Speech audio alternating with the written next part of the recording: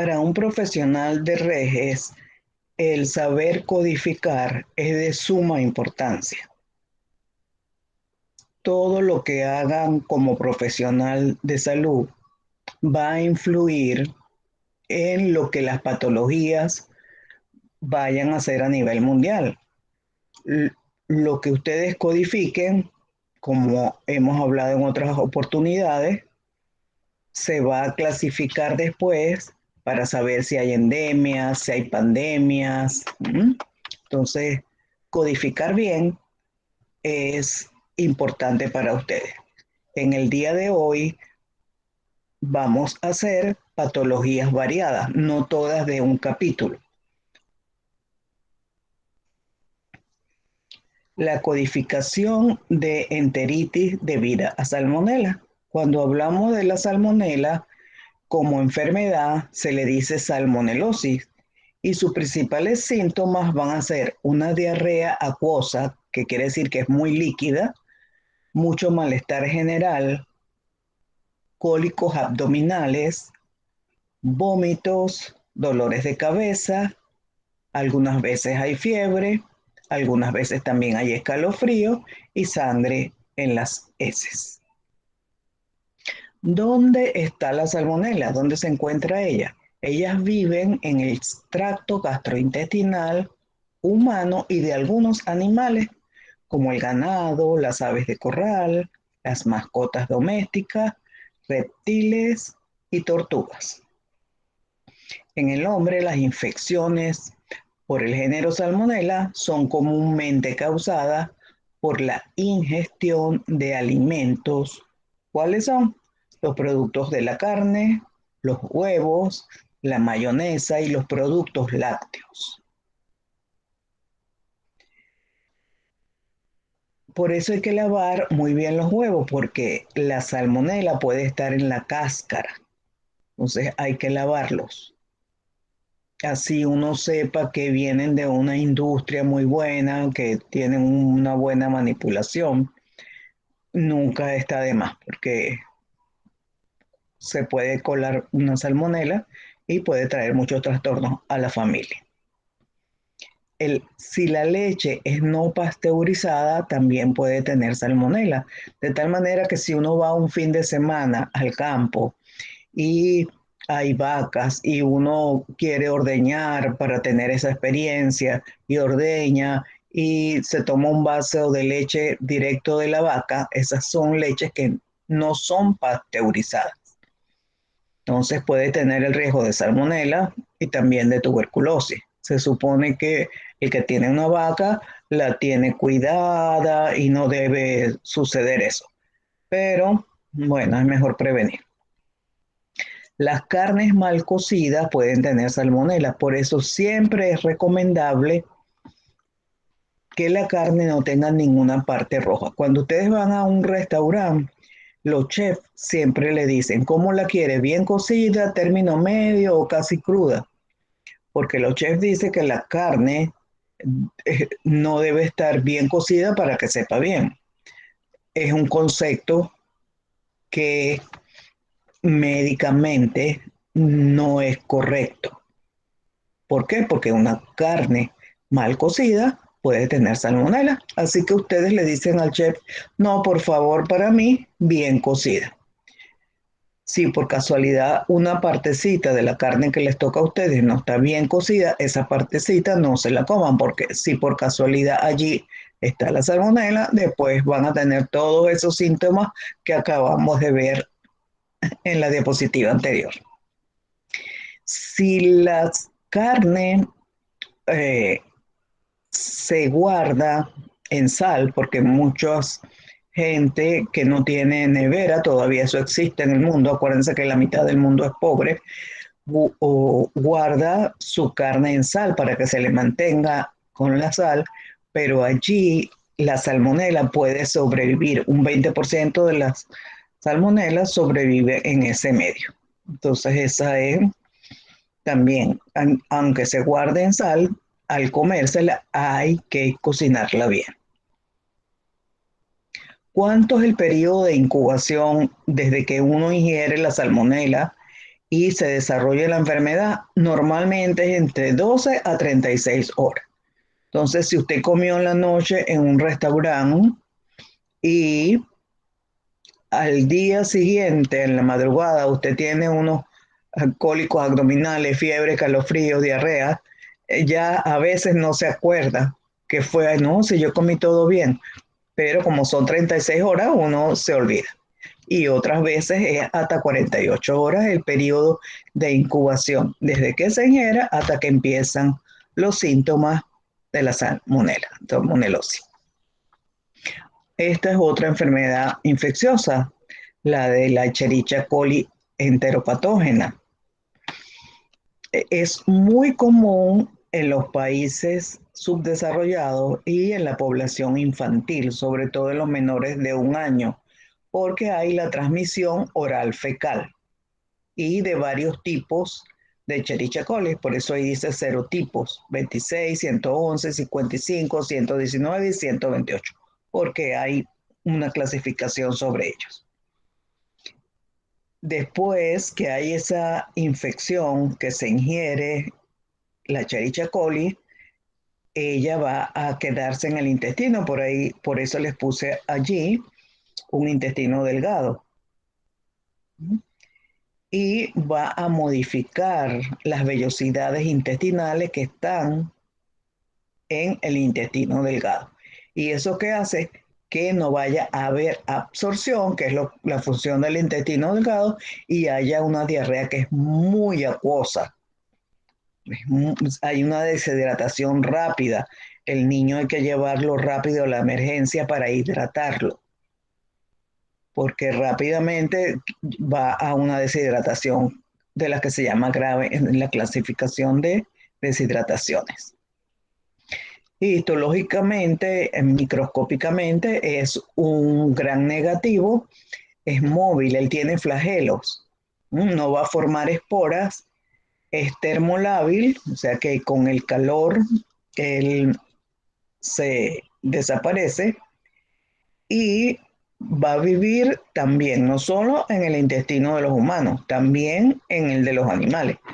Pasa lo mismo que con la salmonela, ¿eh? Son muy parecidas en ese sentido. Y sus síntomas son los calambres abdominales, diarreas con sangre, puede no haber fiebre y puede haber una fiebrecita leve. ¿Y cuándo aparecen los síntomas? De 1 a 10 días después de la ingestión de la Escherichia coli. Pero normalmente es de 2 a 4 días.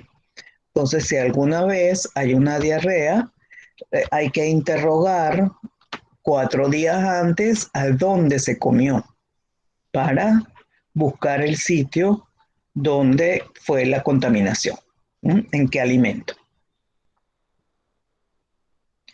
¿Dónde está la Escherichia coli? En la leche cruda, igual que hablamos de la salmonela. Todavía existen verduras fertilizadas con estiércol de vaca contaminada. A veces hay esa contaminación en los campos, el agua se contamina. Hay productos cárnicos como el de la vaca que accidentalmente se pueden contaminar con Escherichia coli.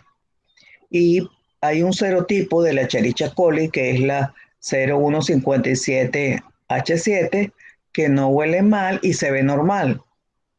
Es como ese plato de carne que está allí, está lindo, pero puede tener ese tipo de Escherichia coli. ¿A qué se debe que haya en el mundo todavía mucha Escherichia coli? Está asociado a inadecuadas condiciones higiénicas, a agua no potable o contaminada, que puede ser la principal fuente de infección. La mitad del mundo no tiene agua potable, entonces por eso es que todavía es muy frecuente.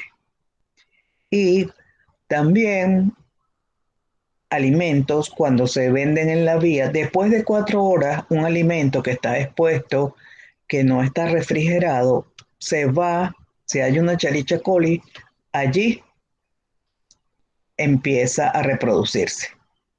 Entonces hay que tener cuidado con eso, lo que se ingiere en la calle, ¿ves?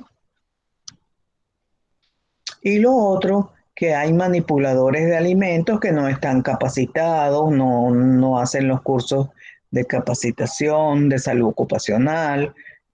A veces hay sitios donde no se les pide su adecuada formación, su carta para trabajar, saltan todos esos pasos que son necesarios. A veces dicen, pero ¿para qué piden esos carnés de que tengo que estar sano para trabajar? Bueno, por esto, porque si yo voy a manipular una carne y yo soy un portador de Escherichia coli, voy a contaminar a mucha población. ¿Eh? Entonces a esas personas se les da una educación continua. La tuberculosis del pulmón, sin mención de confirmación histológica ni bacteriológica, es una de las que más se codifican en los primeros tiempos en los hospitales, porque el paciente llega, se egresa y después es que llega el resultado. Pero ya después en la consulta externa, cuando ya está la confirmación histológica o bacteriológica, que el paciente botó esputo y ahí se pudo con la muestra estudiar y saber que ahí había el bacilo tuberculoso, entonces ya se cambia la codificación. ¿Cómo el médico hace la codificación de esta tuberculosis de pulmón sin mención, confirmación histológica ni bacteriológica? Por los síntomas y por esta radiología, por ejemplo. Porque en una radiología, la tuberculosis donde más se localiza es en esa zona superior del pulmón que están viendo ayer. Entonces hay varios datos que hacen al médico llegar a esa conclusión cuando egresa al paciente. Y ustedes la van a codificar así. ¿Qué causa la tuberculosis? Cuando una persona sana inhala gotas de saliva procedentes de un enfermo. Esas gotitas se llaman aerosoles y se generan cuando ese paciente tose o estornuda. Entonces, si estamos cercanos a esa persona que tose o estornuda, podemos contaminar de tuberculosis. Se propaga si la persona tose o canta o está hablando, respirando. Si les toca estar en una exposición, hay que estar por lo menos 3 metros lejos del conferencista, porque el conferencista está hablando y cuando está hablando y si usted está abajo, se puede contaminar. Entonces hay que tener cuidado con esas cosas, esos medios de contaminación, porque esos microbios de la tuberculosis atacan los pulmones, se multiplican en los pulmones y pueden atacar otras partes del cuerpo. La tuberculosis no es solo pulmonar, hay tuberculosis intestinal, hay tuberculosis ganglionar, hay en otras partes del cuerpo y no es tan difícil. Es difícil de diagnosticar, hay que hacer bastantes exámenes. ¿Cómo es el riesgo para la tuberculosis? Para uno contaminarse más o menos cuando las bacterias de la tuberculosis hay muchas en el aire. Si el paciente cuando tose bota muchos microorganismos, mientras más microorganismos boten, más es el riesgo de que la otra persona se contamine. Si la ventilación donde las personas están es inadecuada y no hay una buena recirculación del aire, es más fácil la contaminación porque allí está la bacteria, está en ese ambiente. Por eso es mejor los ambientes amplios que un ambiente pequeño y cerrado. Es más fácil la contaminación allí. Y el tiempo que uno está expuesto, si usted pasa media hora con esa persona o pasa 5 horas, usted tiene más riesgo si usted está 5 horas con esa persona que está contaminada. Y si usted le toca sentado de esa persona a 1 metro, pero el otro está sentado a 20 metros, el del 20 metros, lejos del que está tosiendo, tiene menos riesgo de contaminación. Otra de las enfermedades que se transmiten de persona a persona es la toferina, porque en la toferina la gente tose, tose, tose y tose. Gracias a Dios que desde hace muchos años existe esta vacuna que ven allí, que es una vacuna que tiene el toxoide tetánico, tiene la de la difteria y tiene la vacuna antipertusis. Gracias a las mamás y a los pediatras que en el plan de vacunación de los niños está esto ya casi no se ve.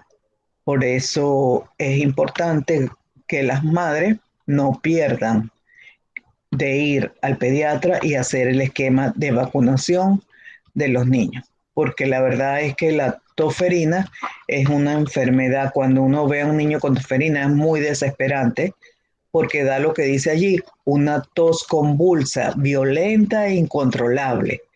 El niño tose, tose, parece que se fuera a ahogar, es muy fuerte y puede durar semanas y después queda con secuelas de meses tosiendo. Ya no tan convulsa, pero le queda una tosecita que la madre se asusta, porque dice, muchas veces la madre dice, ¿será que está tuberculoso, que tose tanto?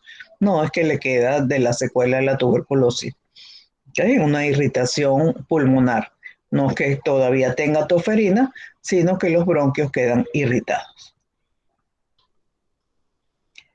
¿Cuándo se puede contagiar la toferina? Si no recibe tratamiento, una persona puede transmitir la tosferina desde el inicio de los síntomas hasta 3 semanas después del inicio de los episodios de tos. Y el episodio de contagio se reduce a 5 días después del tratamiento con antibióticos. Ahí está el niño, bueno, recibiendo, ya se ve alegre, ya se no está tosiendo, pero fíjense desde pequeñito. Es muy contagiosa, es bacteriana también, no es viral y tiene varias fases. La primera fase es un catarrito.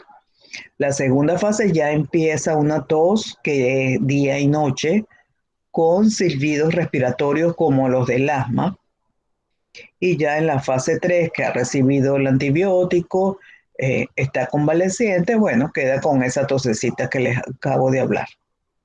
¿Eh? Otra enfermedad es el tifus no especificado. El tifus es una enfermedad ocasionada por los géneros Rickettsia y Orienta. Es una zoonosis propia de ciertos animales que se transmite por medio de artrópodos, y ahí les puse 2 insectos artrópodos. ¿Cómo es la transmisión directa humano-humano? La humano-humano es excepcional, porque la transmite este artrópodo. ¿Ves? La especie C. burnetii se transmite por contagio de animales enfermos, por consumo de productos derivados de ellos, o la inhalación de materiales secos como polvo. Por eso hay que estar barriendo las casas, limpiando, porque ese polvillo muchas veces puede tener la enfermedad. ¿Eh? ¿Cómo se transmite tifus no especificado? Con piojos y pulgas. Por eso también hay que tener, y se insiste en la higiene, que hay que lavar la sábana. En los colegios normalmente una vez al año hay una transmisión de piojo porque algún niñito sale con piojo y todo el salón se contagia. Menos mal que eso, bueno, tiene su solución. La primera vacuna específica contra el tifus fue desarrollada por el parasitólogo polaco Rudolf Weil, gracias a la creación de una cepa de piojos especial llamada Pediculus vestimenti, que era fácil de alimentar. Esa cepa fue el resultado del cruce de especies de piojos caucásicos y africanas. Entonces, Weil inventó un mecanismo que permitió criar granjas de piojos con el fin de conseguir suficiente cantidad de bacterias Rickettsia como para producir vacuna. Entonces, así se creó la vacuna. Y los síntomas que da el tifus es escalofrío, confusión, tos, delirio, fiebre alta, la fiebre es bastante alta, dolores articulares, luces brillantes en los ojos, la gente abre los ojos y tiene que cerrarlos porque le molesta mucho la luz, la presión arterial se baja y hay una erupción en el cuerpo.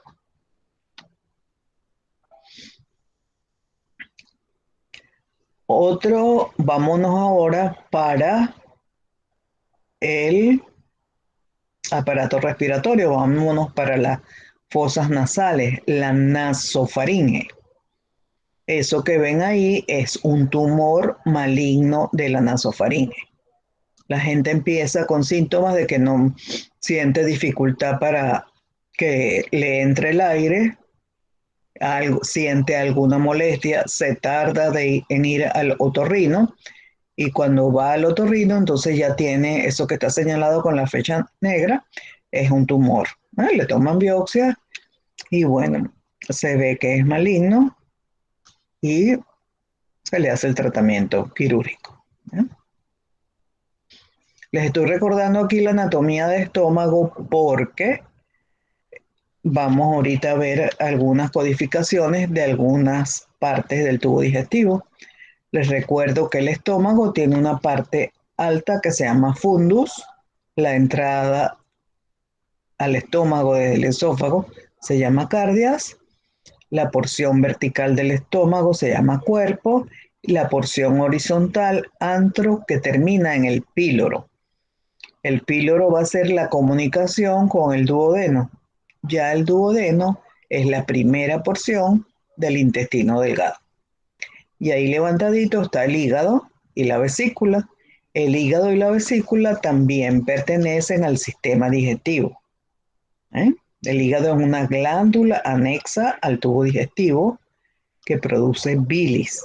Y esa bilis se va guardando en la vesícula y después que comemos, ella se contrae y esa bilis pasa al duodeno para digerir sobre todo los alimentos grasos.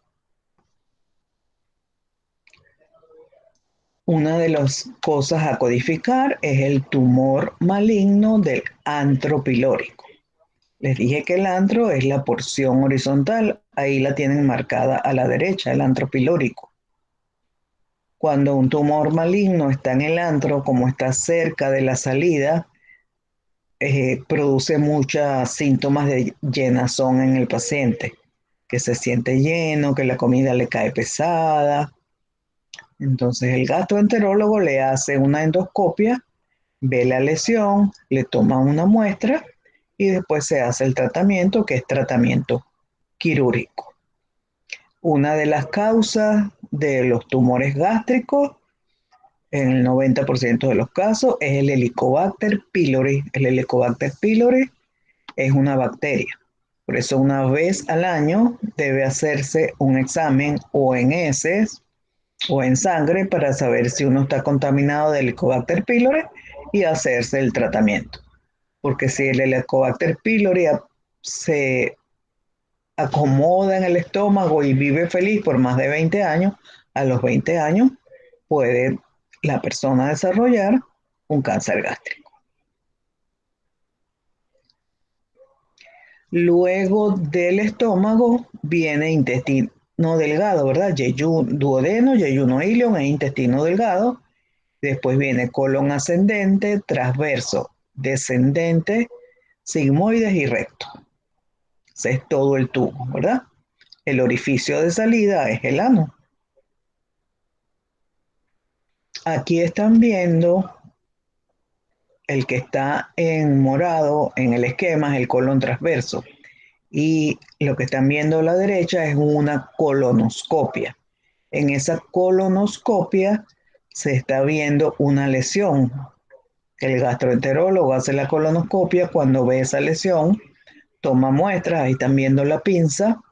Esa pinza va a anatomía patológica y hace el diagnóstico de qué tipo de tumor es. Pero a simple vista ya el gastro cuando hace el informe y ve esta lesión, dice tumor maligno de colon transverso. Entonces ustedes al codificar, él lo va a colocar así, ustedes buscan esa y lo codifican así, tumor maligno de colon transverso. Esta es una codificación que se va a hacer muy frecuente porque hay anemia por deficiencia de hierro. La más común por falta de ingesta. Los países pobres, los países que no pueden consumir una buena alimentación o que no tienen los alimentos, pero no los consumen. Hay toda clase de cosas que pueden suceder porque no les gusta el brócoli, por ejemplo. La espinaca tiene bastante hierro. Bueno, entonces hay deficiencia de hierro. Cuando hay deficiencia de hierro, eh, el hierro lo tiene la sangre. La sangre necesita tener suficiente hierro para que los glóbulos rojos puedan transportar el oxígeno. Y el oxígeno lo necesitan todas las células del cuerpo. Entonces, la importancia de ingerir hierro si hay una deficiencia es vital para que haya un buen estado celular, que todo el organismo esté funcionando bien. Las personas con anemia por deficiencia de hierro tienen un cansancio, las uñas son muy quebradizas, hay dolor en la lengua, la comisura de los labios se les parten. Cuando las mujeres tienen una menstruación muy abundante, les produce anemia por deficiencia de hierro. ¿Eh? Entonces hay que estar pendiente de todas esas cosas. Otra enfermedad a codificar es la demencia vascular. La demencia vascular se produce porque las arterias del cerebro se van obstruyendo y se obstruyen. Una de las causas primordiales es por arterioesclerosis. Se va acumulando grasa en las arterias del cerebro. Otra es por hipertensión arterial en los pacientes diabéticos, en los pacientes que fuman. O sea, eso va trayendo un deterioro. Eso pasa en las personas mayores de 70 años. El Alzheimer, por ejemplo, puede empezar a los 40, pero la demencia vascular es de ya personas mayores de 70. Otra enfermedad a codificar es la meningitis bacteriana no clasificada en otra parte. Cualquier persona puede contraer meningitis, aunque es más común en niños y adultos mayores, las edades extremas de la vida. Y se puede prevenir. ¿Cómo se previene? Ventilando los ambientes, que no haya tanta concentración de personas en los ambientes, mantener una buena higiene en el hogar, evitar el humo del tabaco, realizar lavados frecuentes de las manos, mantener una higiene personal eh, del cuerpo como de la boca.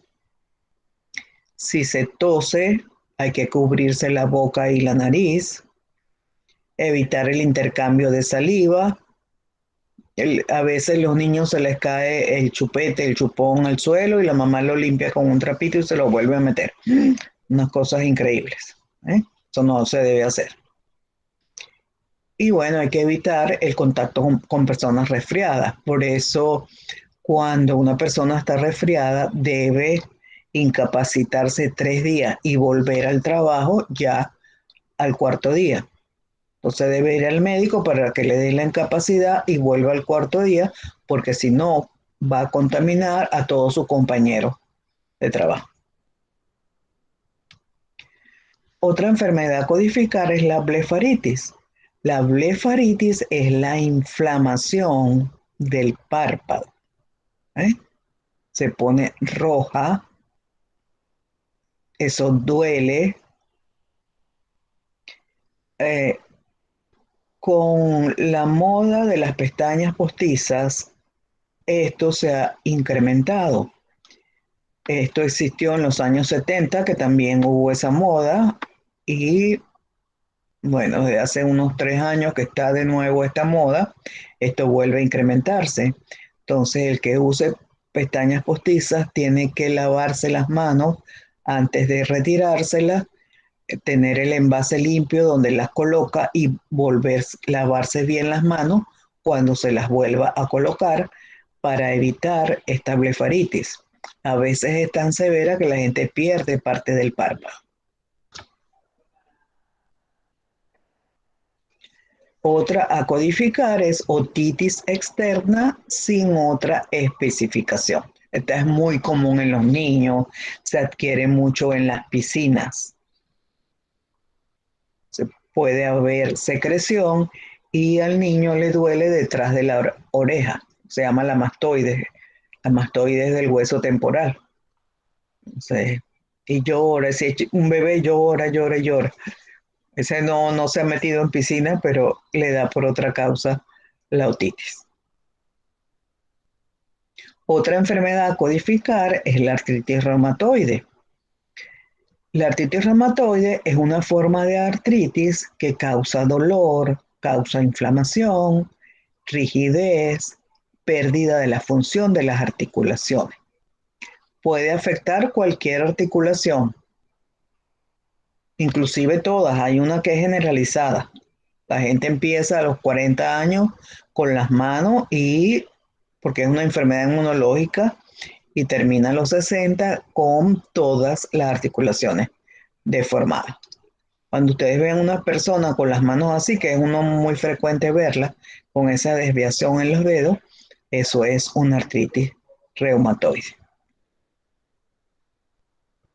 Otra a codificar es la dermatitis de contacto. Esta es una erupción cutánea rojiza que produce picazón y aparece por contacto directo con una sustancia o una reacción alérgica. Por ejemplo, a veces la elástica o la liga de un pantalón, de una prenda deportiva, en la zona donde estaba la liga, o una pulsera, a veces un arete, a veces da este tipo de reacción de dermatitis de contacto. Entonces se deja de usar, ya sabe que no la puede usar más porque cada vez que la use le va a dar la dermatitis y eh, hay que ponerse una crema antialérgica.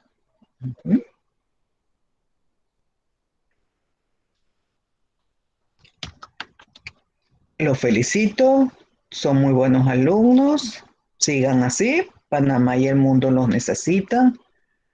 Cuídense, cuiden el planeta, estudien mucho y sean siempre buenas personas.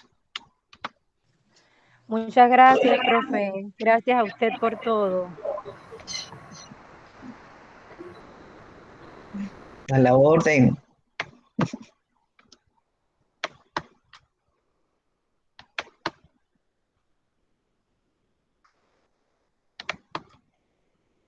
Vieron que les puse variaditas, ¿no? Entonces es interesante porque así, si ustedes no van a estar, por ejemplo, en un sitio fijo de la institución, ustedes van a codificar, es así. Si están en una emergencia, las codificaciones son